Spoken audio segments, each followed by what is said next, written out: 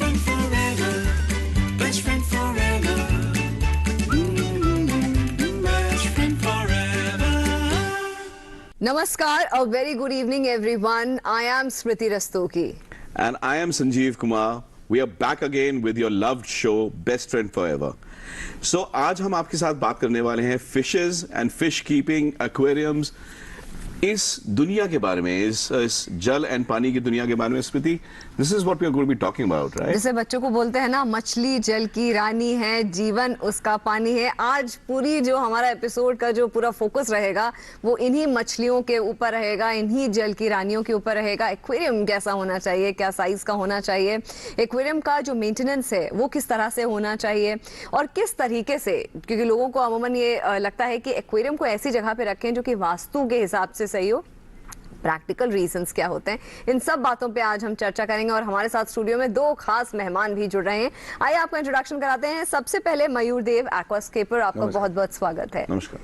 और हमारे साथ है मनीष बाराकोटी और ये नेचर एक्वेरियम स्पेशलिस्ट हैं, आपका भी बहुत बहुत स्वागत है। और हमारे दर्शकों से रिक्वेस्ट है कि आपके जो कुछ भी सवाल हो एक्वेरियम से रिलेटेड, फिशेस से रिलेटेड, मछलियों से रिलेटेड, आप हमें कॉल करिए और हमारे साथ दो जो खास मेहमान जो एक्सपर्ट्स हैं वो आपको पूरी अपनी शिद्दत से आपको गाइड करने की कोशिश करेंगे, आपको गाइड करेंगे। हमारा फोन नंबर है 011230975532।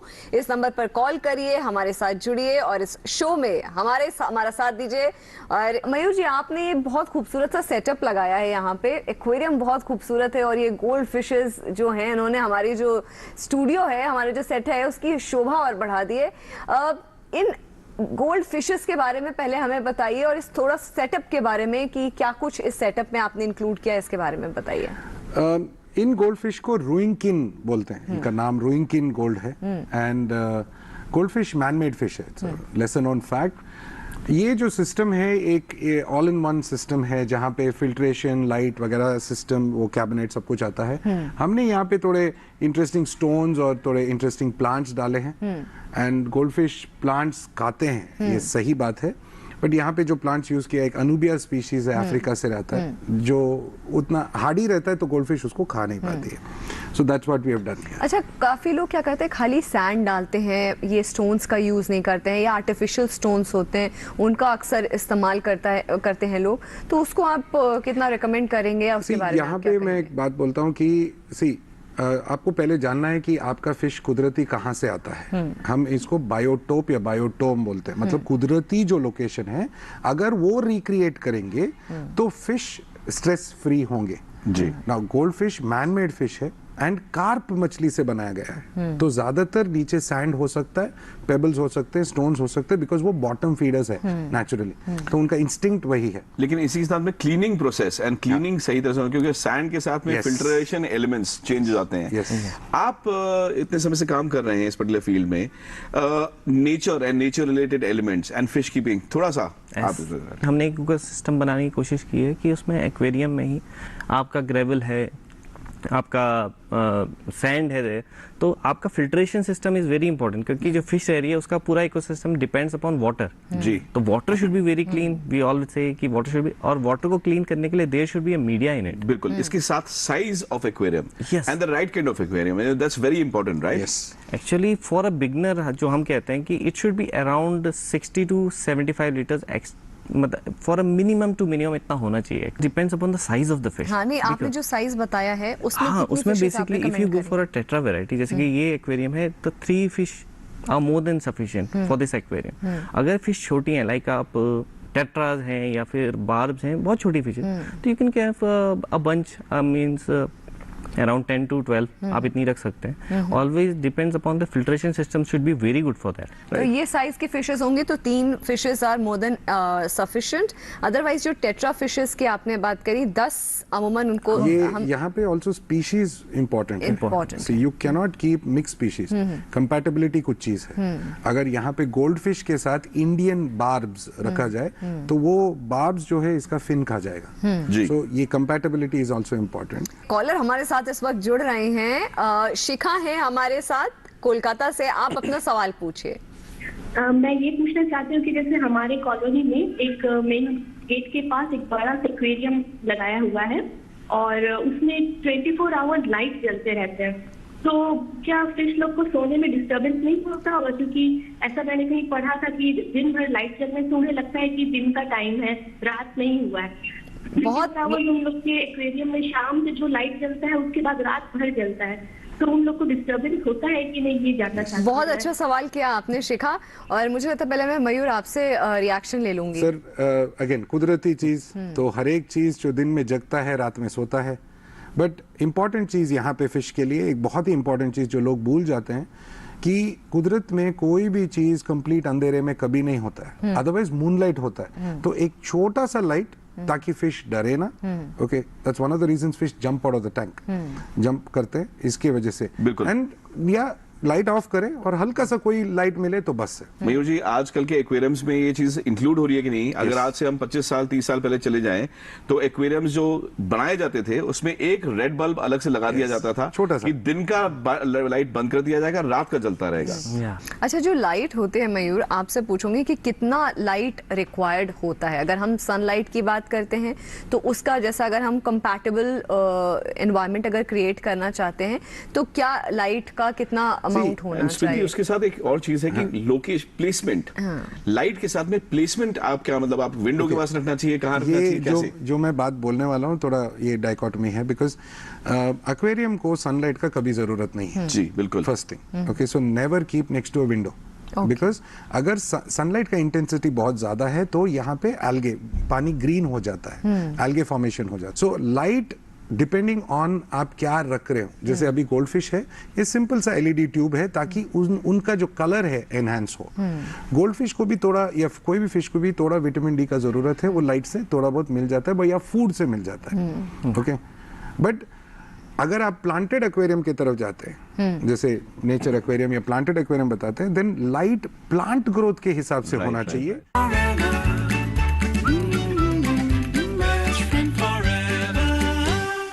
हमने फसल बीमा योजना को अधिक प्रभावी बनाया, उसके दायरे में ज्यादा किसानों को लाए। नहीं है डर, नहीं फिकर, मिली हमें नई डगर, फसल का करवा के बीमा, किसान की चिंता को छीना, हुआ सुरक्षित कल, सुरक्षित फसल निश्चित किसान, फसल बीमा सबका समाधान। आज ही प्रधानमंत्री फसल बीमा योजना से जुड़ें और फसल नुकसान से होने वाली आर्थिक हानि से निश्चिंत हो जाएं, ताकि प्राकृतिक और स्थानीय आपदा पर भी फसल नुकसान होने पर आप उसकी सही कीमत पाएं। प्रधानमंत्री फसल बीमा से जुड़ने के लिए आज ही नजदीकी कृषि कार्यालय, सहकारी समिति, बैंक शाखा, अधिकृत बीमा कंपनी या जन सेवा केंद्र में जाएं, क्योंकि सुरक्षित फसल निश्चिंत किसान, फसल बीमा सबका समाधान। कृषि एवं किसान कल्याण मंत्रालय, भारत सरकार। Hey girls! Hi! Congratulations! आज तो पार्टी चाहिए। चैंपियन के साथ सेल्फी लेंगे। आइडिया, यही करते हैं पार्टी। Pizza party. ये चल अपना कार्ड और पिन दे। मेरे कार्ड की डिटेल्स मैं खुद ही डालूंगी। आरबीआई कहता है अपना पिन, ओटीपी, सीवीवी या इंटरनेट बैंकिंग पासवर्ड किसी के साथ शेयर ना करें। ऑनलाइन बैंकिंग सिर्फ अपने कंप्यूटर, मोबाइल और सिक्योर नेटवर्क से करें। बाय गर्ल्स, कहाँ जा रही है? सुना नहीं? No sharing. आरबीआई कहता है जानकार बनिए, सतर्क रहिए।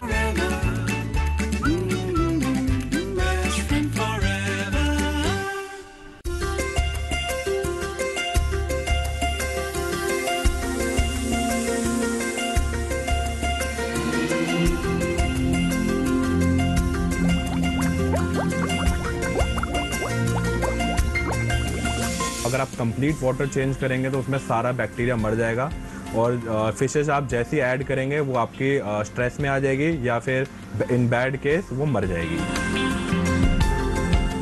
सब फिशेस का अपना अलग टेम्परेचर होता है, अपने अलग टेम्परेचर में वो मेंटेन करती है अपना। तो जो कुछ वैरायटी फिशेस होती है वो आपका कोल्ड वाटर फिशेस जैसे बोलते हैं, जैसे कोई कार्ब्स हो गई, गोल्ड फिशेस हो गई, ये सब कोल्ड वाटर फिशेस है। इसको ठंडा पानी भी थोड़ा रहता है तो कोई दिक्कत नहीं होता। कुछ वैरायटी होती है जिसको थोड़ा गर्म पानी चाहिए होता है, जो थोड़ी सॉफ्ट होती है, जैसे डिस्कस फिशेस हो गई, थोड़ा स्टिंगरेज हो गई, थोड़ा डेलिकेट फिशेस है, इनको थोड़ा वार्म वाटर चाहिए। बाकी जो आइडियली हम टेम्परेचर देखते हैं वो 28 डिग्री सेल्सियस हमारा टेम्परेचर होता है, उसमें रखेंगे तो मैक्सिमम फिशेस आपकी हेल्दी फिट अच्छा चलती है।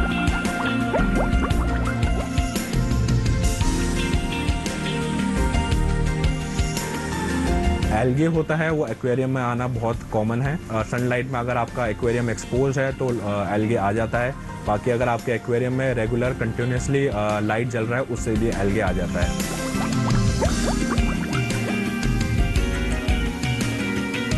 एल्गे मेनली सबसे ज़्यादा प्लांटेड एक्वेरियम में देखा जाता है, तो उसके लिए काफ़ी सारी फिशेज़ है हमारे पास। गोल्डन एल्गेटर्स है, सियामीज एल्गेटर्स है, हिल स्ट्रीम है और ऑटोसिंक्लस है। श्रिम्प्स भी आते हैं कई तरीके जो बहुत एल्गे खाता है। तो अब एल्गे के लिए बहुत सारे ऑप्शंस हैं साफ़ करने के लिए।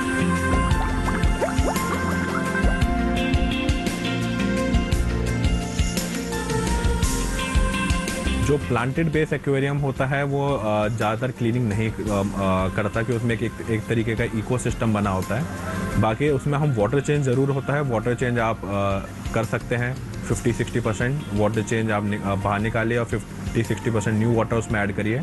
और जो क्लीनिंग का सवाल है उसमें ग्लास आप क्लीन कर सकते हो।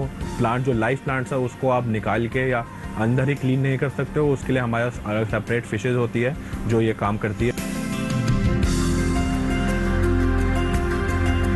ये जो क्लीनिंग है वो आप 30 to 40 डेज़ के बीच में करें तो ज़्यादा बेटर रहेगा। और जब भी आप क्लीनिंग करें जो नीचे ग्रेवल है हम सजेस्ट करेंगे ग्रेवल आप ना डालिए। अगर आप ग्रेवल डालते हैं तो ग्रेवल आप सेपरेटली बाहर निकाल के अच्छी तरीके से वॉश करिए।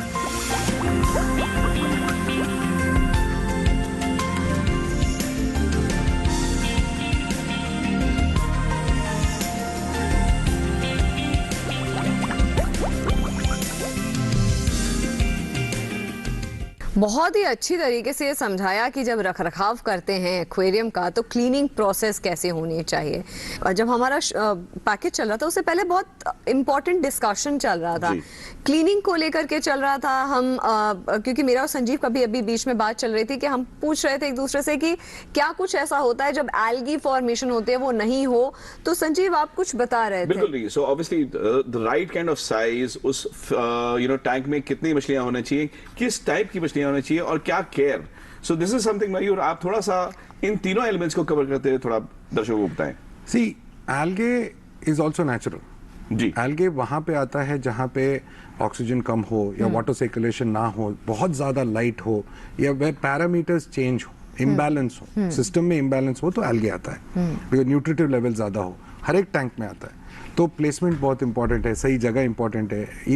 नॉट ओवर फीडिंग नहीं करना चाहिए, ज्यादा फिश नहीं डालना चाहिए, सही साइज होना चाहिए। And best size for anybody, जैसे मनीष ने भी कहा, इज 60 to 75 लीटर से स्टार्ट करें।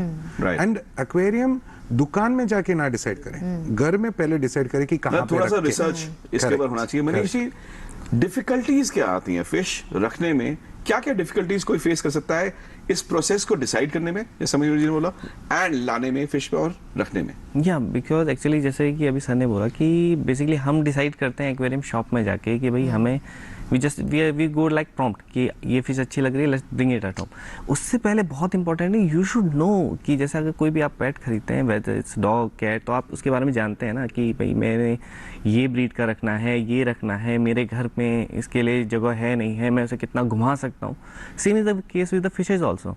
अच्छा, कई बार एक और चीज मैं इसमें जल्दी से, क्योंकि एक और सवाल मेरा है कि कई बार अलग अलग फिशेज रखने में आपस में उनमें लड़ाई हो जाती है, फाइटिंग भी हो जाती है, तो तब से तो माहौल और एक्वेरियम का खराब हो जाता है। उसके बारे में वही मैं कह रहा हूँ कि आपको अपना होमवर्क करना चाहिए कि कौन फिश किसके साथ में रहती है, कौन कम्युनिटी फिश है, कौन नॉन कम्युनिटी फिश है, कौन हाइडिंग मतलब बेसिकली हाइड ज्यादा करती है, कौन बहुत एक्टिव रहती है, कौन फिश अपर फ्लोटर है, डाउन फ्लोटर है, मिडन फ्लोटर है, फीडर कहाँ का है। तो there is lot more information that goes into first when you मतलब सिर्फ शॉप जा करके कलर देख करके मछलियों का ये अच्छी लगेगी, हमारे घर में ये मछली अच्छी लगेगी, that is not a good idea कि आप वहाँ पे कलर और वहाँ पे आपको जो अच्छा लगे आप लेकर के चलें। रिसर्च प्रॉपर, एक और बहुत इंपॉर्टेंट टेक अवे आज हमारे शो का है कि प्रॉपर रिसर्च करके आप शॉप पर जाएं ताकि आपको पता हो कि आप किसको एक फैमिली मेंबर बना रहे हैं, आप केयर कर पाए। अच्छा, इसी आई थिंक हमारा कनेक्शन वापस से हिमांशु से बन गया है, अपना सवाल पूछिए। हाँ, ये एक्वेरियम के पानी को कितने दिन बाद चेंज करना चाहिए?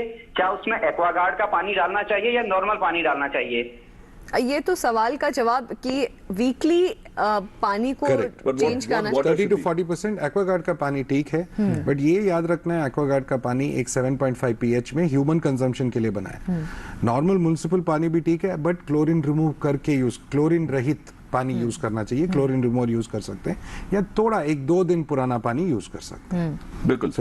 स्मृति, जो हमारी बात हो रही थी, मैं उस पर एक बार वापस आना चाहूंगा कि चूजिंग द फिशेस जो आपने बोला, तो एक तो रिसर्च वर्क है, लेकिन अगर एक टॉप 3-4 फिशेस आप बोलें, suggestion, because this is what we are here for, कि स्टार्टिंग में अगर हम क्रैंक लेके आ रहे हैं, मछली लेके आ रहे हैं, तो कौन सी 3-4 मछलियां एक साथ रह सकती है? As a beginner best to start is with gold fish, okay, और सिक्लिड्स कलरफुल होते हैं, 2-3 स्पीशीज साथ में रह सकते हैं, या बार्ब्स या एंजल फिश, टेट्रास, ये combinations. Now why I am telling you this is because small size, small to medium size. Now all of these fishes, ये जितने भी फिश है, ये अलग अलग देशों से, अलग अलग रिवर से आते हैं। तो एक रिवर में रहने वाली मछली साथ में रह सकती है, बट प्रॉब्लम अगेन एक है, ठीक है, कि बड़ी मछली छोटी मछली को खाएगी जरूर, ये कुदरती है। तो साइज भी करेक्ट होना इंपॉर्टेंट। बिल्कुल, इसीलिए मैंने बोला, क्योंकि बार्ब्स बहुत जल्दी बड़े होते हैं एंड फिर वो थोड़ा सा डेंजर बन सकते हैं गोल्ड फिशेस के लिए, फिन्स के लिए, ये इश्यूज रहता है। सही बात।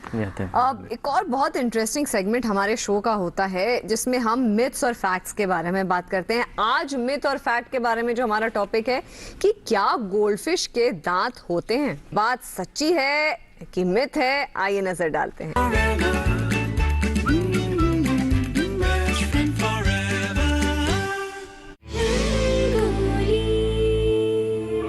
संगीत की खनक है तो प्यार जुबां पे घुला नमक है। प्यार दीवाना होता है, मस्ताना होता है। प्यार रंग है तो प्यार उमंग है।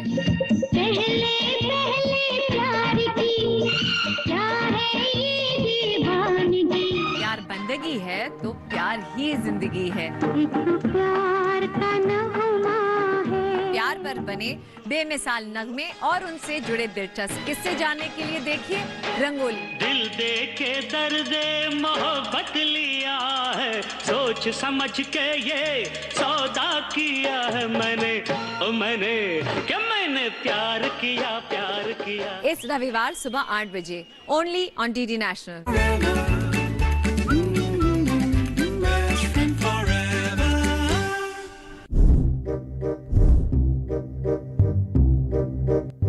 गोल्डफिश के मुंह में दांत नहीं होते, इट्स अ फैक्ट। उनके दांत उनके गले में होते हैं, near the bases of their gills. They have pharyngeal teeth, which are flat, जो भोजन के न्यूट्रिशनल एलिमेंट्स को पीसने में मदद करते हैं। Goldfish have no stomachs, so they have to break their food down to small, digestible pieces. भोजन के बड़े टुकड़े इनकी मौत का कारण बन सकते हैं, but when taken care of properly, goldfish can live for over 40 years. Goldfishes can live for up to 40 years. ये एक बहुत अच्छी इन्फॉर्मेशन है। अच्छा, ये जो पैकेजेस हम छोटे छोटे इन्फॉर्मेटिव बनाते हैं, इसके पीछे एक हमारी पूरी टीम काम करती है, बहुत मेहनत से रिसर्च करती है और तब जा करके इतने इन्फॉर्मेटिव पैकेजेस हम आपके सामने लेकर प्रस्तुत होते हैं। मयूर, आपसे पूछूंगी, एक्वास्केपर ये एक बहुत ही इन वर्ड आजकल चल रहा है, इसके बारे में थोड़ा बताइए कि एक्वास्केपर होते कौन है, क्या काम होता है उनका और क्या प्रोफेशन है? सी, एक्वा पानी, स्केपर मतलब लाइक लैंडस्केपर, एक्वास्केपर ये वो प्रजाति के लोग हैं जो एक्वेरियम में कुदरती तरीके से एक एक्वेरियम को बनाते हैं। जैसे अगर आप ले कि साउथ अमेरिकन अमेज़न रिवर में कैसा होता है, पर्टिकुलर फिश के लिए क्या अच्छा लगता है। नाउ aquascaping जो आर्ट है was developed in Japan by a gentleman called Takashi Amano. Okay? उन्होंने ये कॉन्सेप्ट सब जगह फैलाई।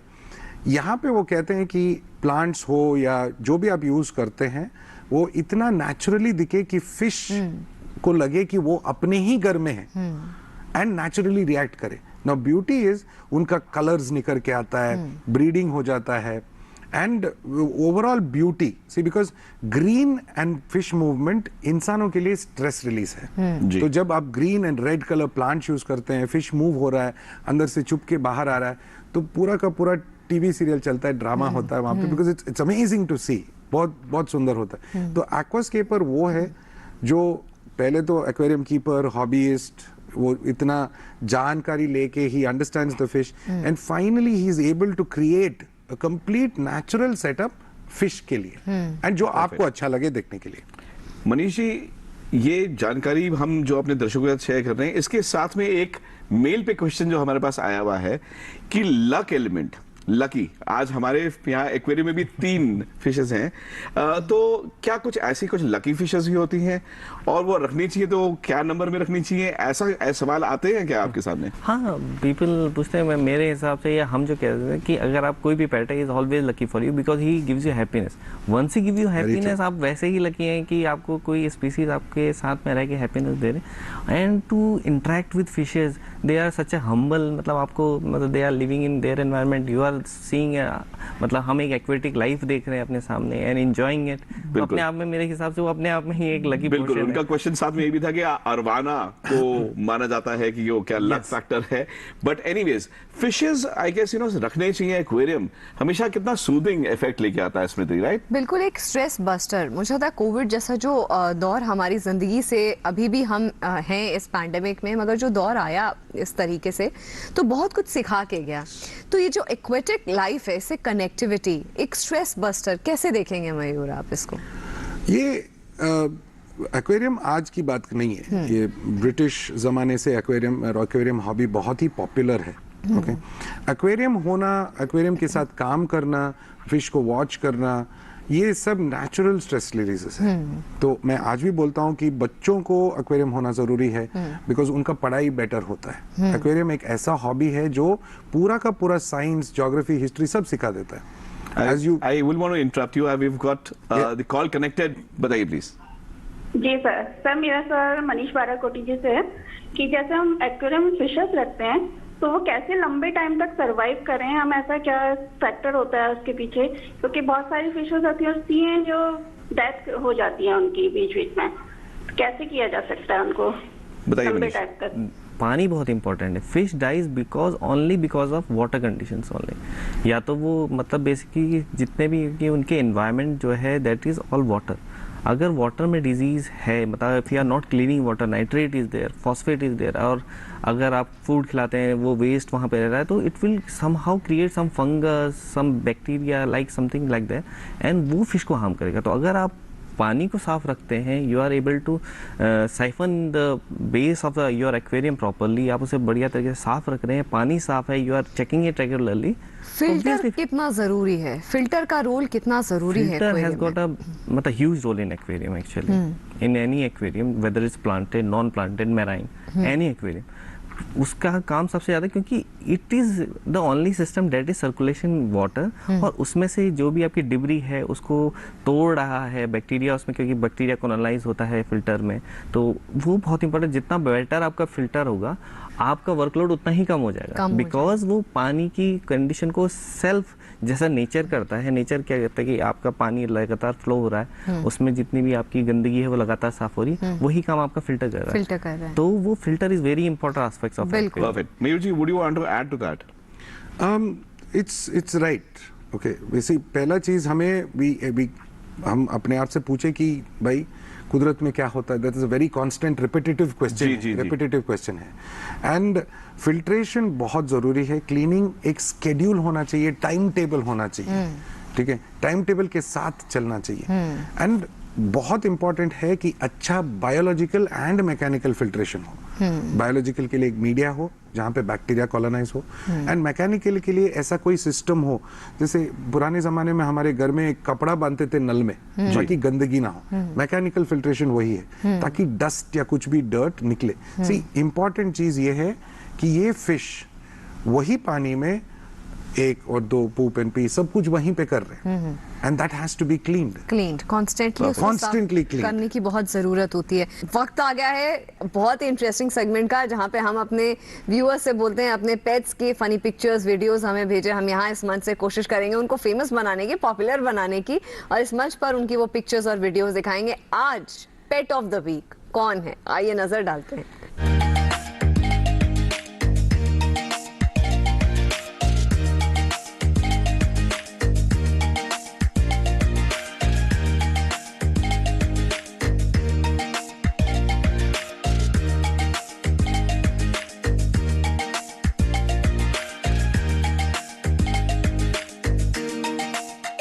आज का ये शो बहुत अच्छा रहा, बहुत इन्फॉर्मेटिव रहा, बहुत कुछ जानकारियां मिली, बहुत कुछ ऐसी बातें हुई जिनको लेकर के अमूमन लोग ध्यान नहीं देते थे कि क्या कुछ उनको अपने घर में देख रेख करनी चाहिए, और छोटी छोटी जो बातें हैं, चाहे फिर वो पानी को लेकर हो, चाहे सफाई को लेकर, तमाम ये बातें मिली। और ये जो खूबसूरत साथी हैं, इनको थैंक यू बोलते हुए कि आज इन्होंने हमारा इस मंच पर साथ दिया। Thank you so much Mayur ji, thank you so much Manish ji for being a part of this show. और हमारे व्यूअर से एक और बार ये रिक्वेस्ट है कि आपके जो कुछ भी फीडबैक या सजेशन हो या अपने पेट्स के फनी पिक्चर्स या वीडियोस हो, आप हमें मेल कर सकते हैं। हमारा मेल आईडी है bestfriendforeverpets@gmail.com। काफी समय से ये डिमांड आ रहा है कि ओल्ड एज के साथ में केयर पेट्स की जो है, and old age homes for pets. Till then, live life, love and respect pets, best friend forever.